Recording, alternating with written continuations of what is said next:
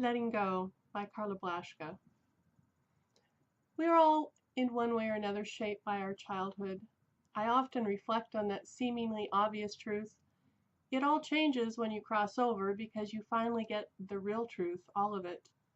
The biggest one is that you are loved, and that difficult companion fact that the person next to you, the one whose feet you'd like to tie to the bumper of your car and drag naked face down on an asphalt road slowly for all the truly horrible crimes they've done, well, they are loved too.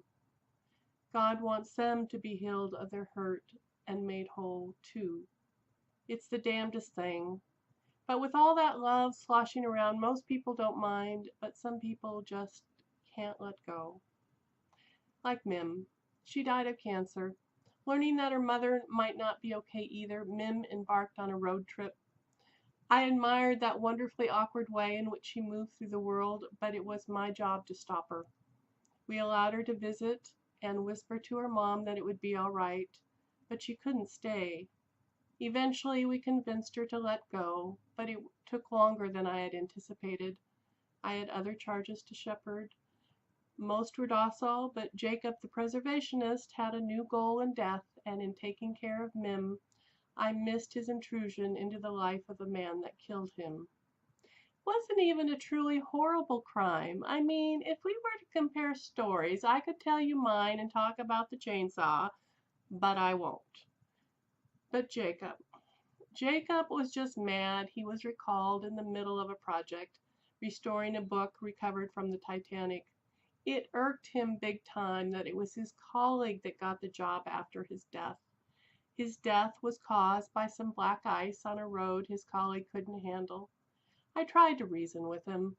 Nobody could crash a car expecting it to kill only one person, but he refused to believe it, and he refused to be consoled by all the love around him.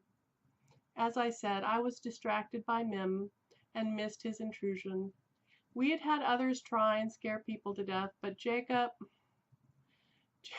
was inspired.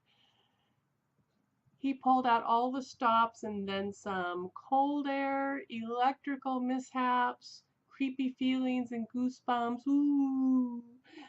He used them all. By the time it was brought to my attention by his colleague's exasperated guardian angel, the poor man was nearly ready for the loony bin.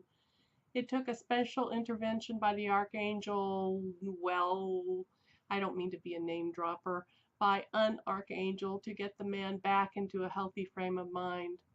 The restoration of the book, strangely enough, the 1907 edition of Conklin's Argument Settler, went well, and the result fetched a good price. Money doesn't matter here, but we are pleased when it goes to people in the world who are willing to share their gifts. It makes our job that much easier. We all start from a place of great love. Why we let go of that is one of life's greatest mysteries.